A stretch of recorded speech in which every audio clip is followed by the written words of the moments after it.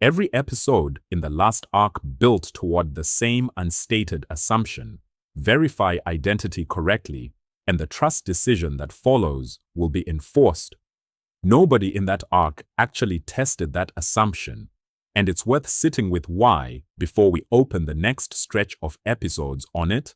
A workload can hold a perfect SPIFFE identity, a certificate rotated automatically every few hours, an authentication handshake mathematically sound in every respect, and still call whatever it wants, because nothing downstream of that handshake ever checked whether it was supposed to. Identity answers who you are. It never answers what you're allowed to do next. And unless something sits on every single connection enforcing that second question, identity is a well-verified credential. Nobody's actually checking against a policy.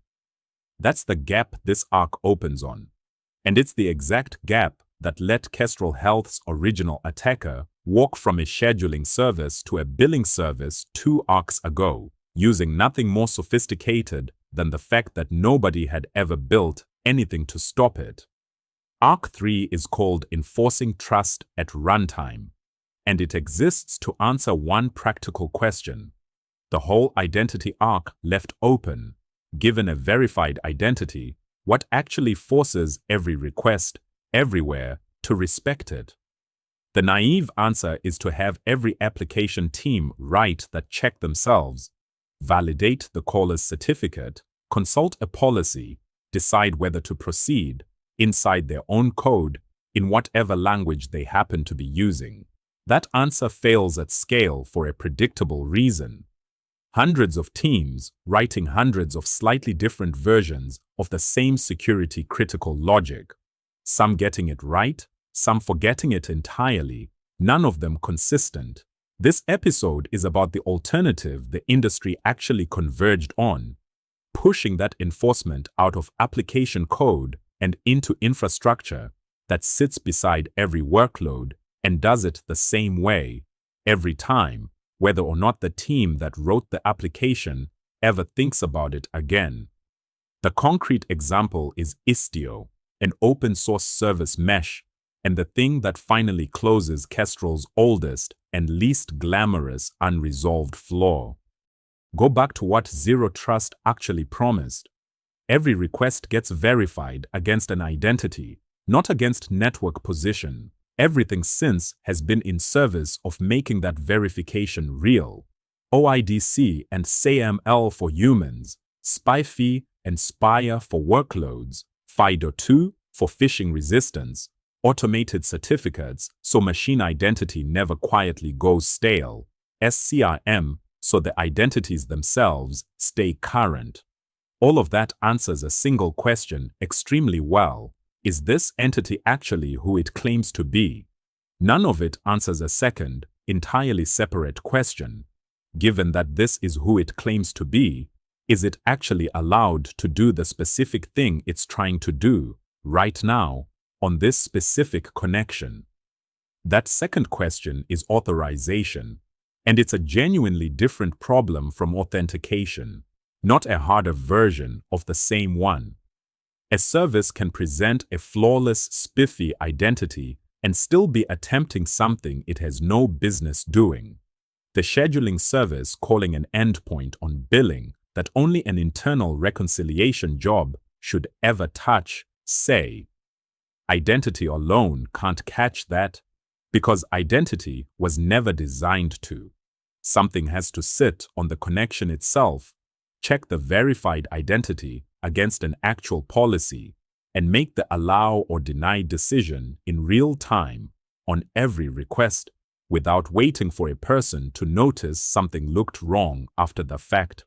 Building that checkpoint correctly and consistently inside every application across an estate the size of Kestrel's was never a realistic ask of individual engineering teams. It has to live somewhere else. Istio is where a lot of organizations actually landed on that somewhere else. It's an open-source service mesh infrastructure that sits between every service in an estate and handles the connection-level concerns those services shouldn't each have to solve on their own: encryption, identity, routing, retries, and critically for this episode, policy enforcement. It originated as a joint project involving Google, IBM, and Lyft, and it's built on top of Envoy, a proxy originally created at Lyft to handle exactly this kind of connection-level traffic management. Istio is now a graduated project under the Cloud Native Computing Foundation, the same governance home SPIFFE and Spire hold, and it's one of the most widely deployed service meshes in production Kubernetes environments today. The core idea a service mesh introduces is a strict separation between two planes. The data plane is where actual application traffic flows. Every request a service makes to another service, moment to moment. The control plane is where policy gets defined and distributed. What should be allowed, what identity should be trusted, what should happen when a request violates a rule. Split that way, an application team writes its business logic and nothing else. Whatever enforces identity and policy on that application's traffic lives entirely outside its code, managed centrally, updated centrally, and applied uniformly across every service in the mesh, regardless of which team built it or which language it's written in. Here's the mechanism that makes the data plane half of that split actually work. Istio injects an Envoy proxy as a sidecar container next to every workload it manages. In Kubernetes terms, a second container running inside the same pod as the application, sharing its network namespace. Once that sidecar is in place, every byte of network traffic in or out of the application gets intercepted and routed through it first, transparently, without the application's own code needing any awareness that a proxy is even there.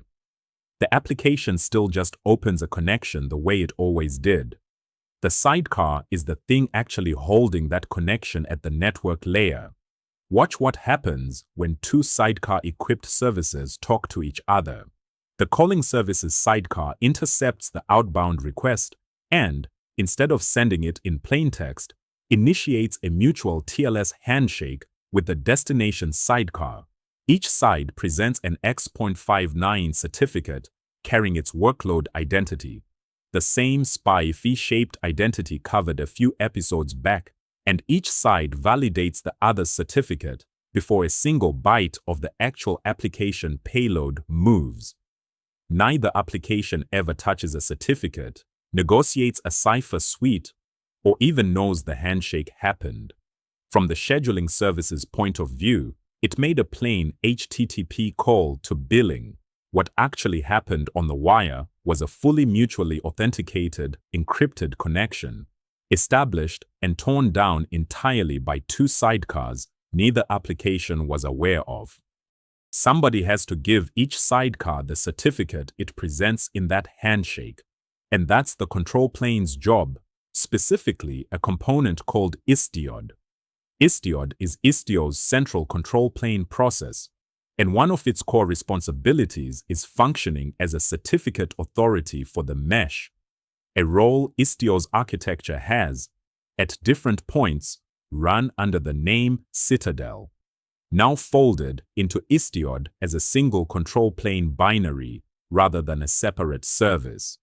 Whatever it's called at a given moment, the function is the one covered 2 episodes ago in the certificate lifecycle discussion. Issue a workload certificate, keep its lifetime short, rotate it automatically well before expiry, and never make a human responsible for remembering to do it. The principles are identical to what a standalone Spire deployment does because they're solving the same problem. A workload sidecar requests a certificate.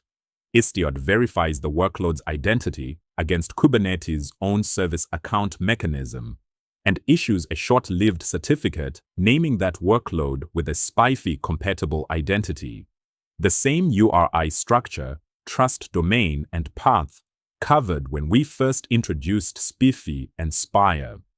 That certificate gets delivered to the sidecar automatically, rotated on a short cycle automatically, and its revocation problem sidesteps itself the same way a standalone Spire deployment does, simply by expiring quickly. Istio doesn't reinvent workload identity. It applies the exact discipline this season already built at the specific layer where enforcement actually happens, right beside every workload, on every connection, continuously. Bring this back to Kestrel Health, at the point where Arc 2 actually left them. They had SPIFFE and Spire issuing workload identities. They had automated certificate rotation, hardened after the near miss with the expired intermediate CA. They had, on paper, everything Zero Trust asked for on the identity side. What they still didn't have, anywhere in the running estate, was anything actually forcing a service to present that identity and forcing the receiving service to check it on every connection by default. Workloads could adopt mTLS if their own team chose to wire it in. Most hadn't.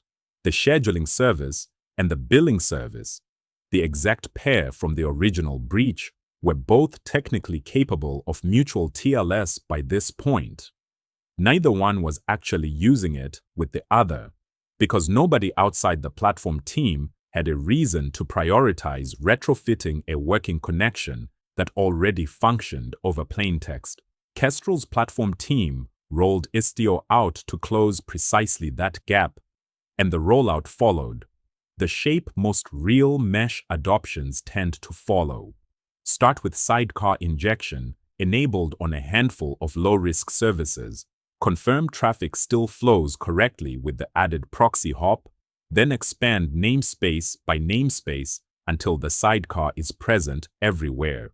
The value of the mesh only becomes real once it's watching every relevant connection, and it takes most organizations months, not days, to get there safely.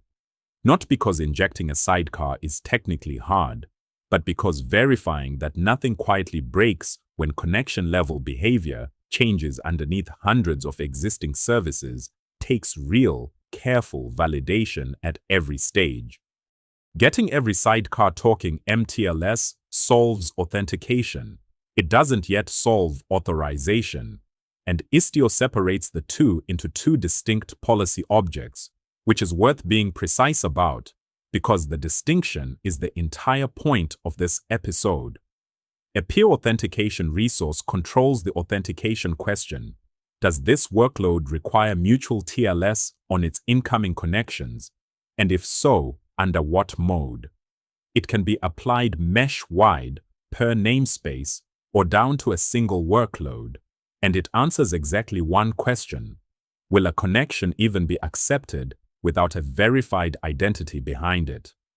An authorization policy resource controls an entirely separate question, one layer up.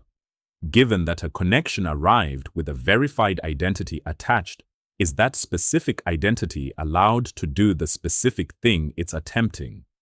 An authorization policy names the identities it applies to and specifies rules against the request itself, which paths, which methods, which destination, and issues an explicit allow or deny. Picture the two working together on a single request. Billing sidecar receives an incoming connection. PeerAuthentication has already required mTLS on that connection, so the request cannot even complete the handshake without presenting a valid workload certificate. The certificate resolves to a specific verified identity. Scheduling's SPIFFE identity, say. Only then does authorization policy get consulted, checking whether that specific identity, calling that specific endpoint, is on the allowed list. Fail, either check, and the request never reaches billing's application code at all. That's the actual architectural answer to the question this arc opened on: identity verified by PeerAuthentication and the mTLS handshake underneath it, and the resulting trust decision enforced on every request by authorization policy. PeerAuthentication's mTLS requirement isn't a single on or off switch. It has modes and the two worth knowing are strict and permissive. Strict mode does exactly what it sounds like. A workload configured this way rejects any incoming connection that isn't mutual TLS, full stop, no exceptions. Permissive mode accepts both. A connection arriving with mTLS gets treated as such, and a connection arriving in plaintext still gets accepted rather than rejected outright. It's tempting to read permissive as a watered-down, less secure setting, and that reading misses why it exists. During a mesh rollout, sidecar injection reaches services incrementally, which means for a real stretch of time, some workloads in the estate have a sidecar capable of mTLS, and some don't yet. If billing flipped to strict the moment its own sidecar went live, every service still waiting for its own sidecar injection would suddenly find its plaintext calls to billing rejected outright, breaking working functionality for no security benefit, because the calling services weren't attackers, they just hadn't been migrated yet. Permissive mode exists specifically to make that migration window survivable. It lets a service accept mTLS from workloads that already support it while still accepting plaintext from workloads that don't, so the rollout can proceed service by service without a hard cutover that has to land everywhere at once. The distinction that actually matters is between permissive as a deliberate, temporary, actively tracked migration state and permissive as a default nobody ever circles back to. Used the first way, it's a legitimate operational tool, no different in spirit from the overlapping certificate authorities from 2 episodes ago that let a CA rotation happen without a hard cutover. Used the second way, left in place indefinitely. Because switching to strict once felt disruptive and nobody scheduled the follow-up, it's exactly the same failure shape as the intermediate CA nobody was watching. A temporary accommodation that quietly became a permanent, unexamined gap. The mode itself isn't the security compromise. Forgetting it was ever meant to be temporary is. Follow Kestrel's rollout to the point where it actually closes the scheduling to billing gap for good. Once both services carry sidecars and both are verified capable of mTLS, the platform team sets PeerAuthentication to strict on billing specifically, then across the namespace, then, once every workload is confirmed migrated, mesh-wide. From that point forward, nothing reaches billing without presenting a verified workload certificate. Network position, the property the original attacker actually exploited, stops being relevant to the decision at all because the decision no longer looks at where a connection came from. Then comes the authorization policy that actually does the work this whole season has been building toward. Billing's policy names the exact identities allowed to call it spiff://kestrel.internal/scheduling/service is permitted to call billing's reconciliation endpoint. Nothing else is, by default, including any workload that happens to share billing subnet, its VPC, or its Kubernetes namespace. Run the original attack against this configuration, and the specific move that worked 2 arcs ago simply has no path anymore. A compromised process, reachable from the same network segment billing sits in, doesn't inherit scheduling's permission to call it, because permission was never based on network segment to begin with. It would have to actually forge scheduling's verified workload identity, which means defeating the attestation and certificate issuance chain. This season already walked through in detail, not merely reaching the right subnet the way the real Kestrel breach did. Worth being precise about what changed and what didn't. SPIFFE and SPIRE, 2 arcs of identity work, and the certificate lifecycle automation from 2 episodes ago were all already true before Istio arrived. What Istio adds isn't new identity, It's the enforcement layer that finally makes that identity load-bearing on every single request, instead of being a correct answer sitting unused, available to any service that happened to bother checking it. One more property of the sidecar pattern is worth surfacing now, even though its full payoff doesn't arrive until much later in the season.